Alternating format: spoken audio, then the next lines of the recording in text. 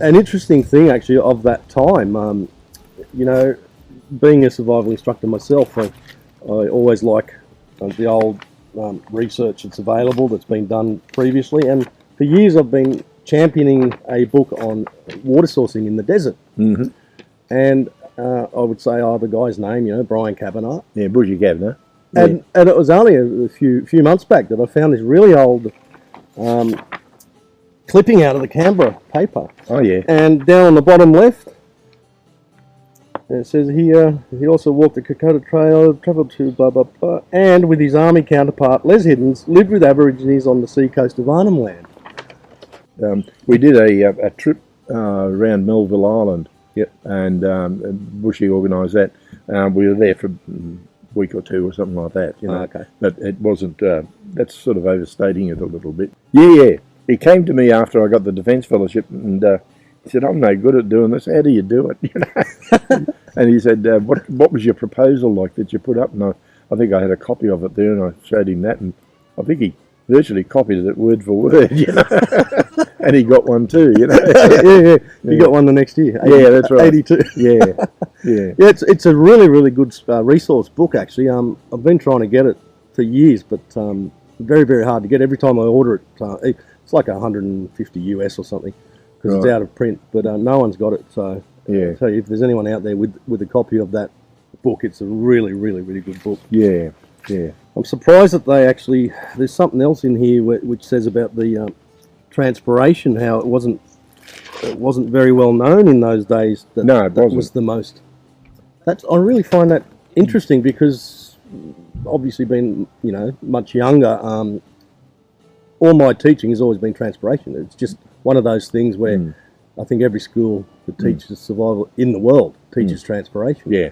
So you can see how just in a generation the actual influence these researchers had from going from nobody knowing about it. Well, I think all they had before that was really solar still. Oh, that's rubbish. Yeah. And then moved it on from that. Solar still works fine if you've got a lot of salt water. Yes. You know, Yes.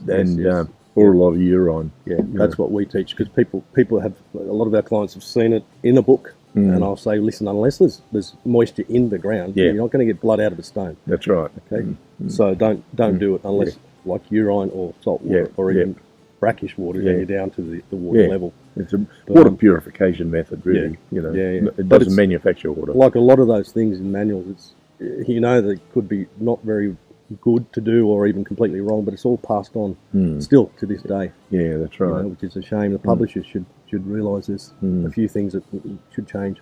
Fortunately, his research is been taken on board. It's really, really good, as your own. Yep. You know, the two guys, I really wanted to mention him as well, because I think he's had a big influence for teachers to teach that method of water sourcing.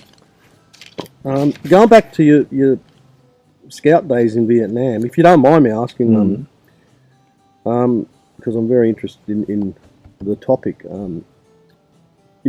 My research said you were there in '66, the first tour. Yeah. Was that around the time of Long Tan?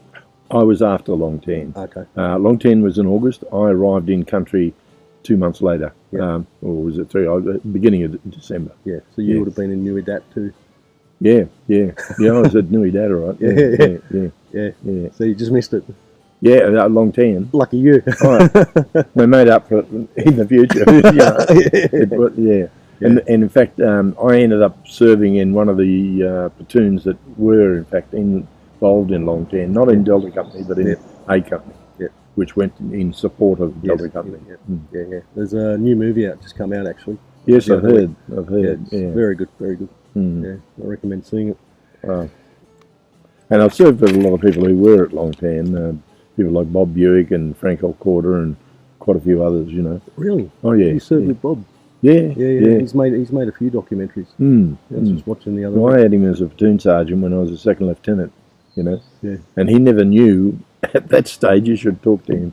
He never knew that I'd been to Vietnam. I didn't tell him. Yeah, Bob Buick was. I had him as a platoon sergeant when I was second lieutenant in infantry, and he never knew that I'd been to Vietnam at that stage twice, and he was constantly trying to work out how come I was so clever. You know? He couldn't work out how I knew the ropes so well, you know. Oh, that's awesome. Oh, man. Regarding Vietnam, now after Vietnam, you came back and you started a retreat for vets called Pandanus Park. Yeah, Pandanus Park is something I set up for war veterans as a bit of a retreat in the bush. And the idea being that you go there, you don't have to book in, you don't have to pay, you don't have to talk to rangers and say, can I do this and can I do... Just put up your little camp, and when you go, just leave your footprints behind, take all your rubbish with you and that sort of thing. And it's like the vets having their own little national park all to themselves. Yep. And they can go and fish and bird watch and all that sort of thing. And it's been pretty popular, and I've had a number of vets actually say that saved them, you know, Absolutely. post Vietnam, you know. They can get out there away from everything. Yeah. And now it's we're starting to see the odd younger vet starting to trickle through the system as well. Oh, excellent. Yeah. I also read that you got a 15-year lease on that, which is up next year. Yeah, I think it's next year or the year after. Are they going to renew that for you guys? Or? Well, I wouldn't approach this government that we've got at the moment, and I think next year there'll be a change of government here in Queensland. Yeah. And I think that's when we should be approaching government about renewing that, you know, because they're still going there. I was there, maybe 2 weeks ago, and there are quite a few. There's quite a few vets and their wives there already, and they're ready for Long Tan Day, which has just happened now. Yeah. And the numbers would have grown quite a bit in the last 2 weeks as well. But after that, they start to dissipate and go home. It's all starting to get a bit hot in late August, early September. Yeah. Nick from survivalandbushcraft.com UK, he's got a question here. What would you do differently today than back in the day regarding, say, gear and technology? What's probably the most thing that's changed in the day? You know, because back in the day, even in my time, you know, navigation meant topographic maps and compass.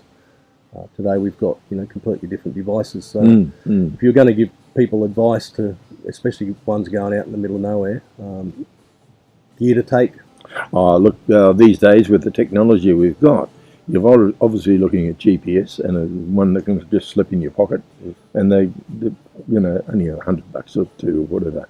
And also in your back pocket you can put in a sat phone, Exactly, which can talk to the, and that's your and EPIRBs is another good idea too.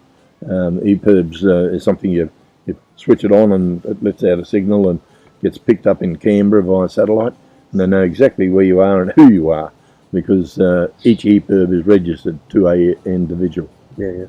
So I'd look at those sort of things, I think, you know, and the vehicles have moved on too, but you've got to be careful with technology in vehicles and things like that too, because some of the most basic vehicles are quite often the best for the job in the bush, you know. Yeah. And was there ever a time, perhaps probably Vietnam, where you just thought to yourself, what the hell am I doing here? I should have been a carpenter or anything like that? You ever had a situation like that? I would have picked any job at the time, not just carpentry. But overall, no, I don't regret any of those decisions that I made in life. Excellent. And there were times when I thought, over there in particular, I'm filthy and muddy every day. Do I want this when I go home? No, I don't. Maybe I'll be a bank Johnny or something like that. But it never happened, and thank heavens it didn't. Yeah. Awesome. Good stuff.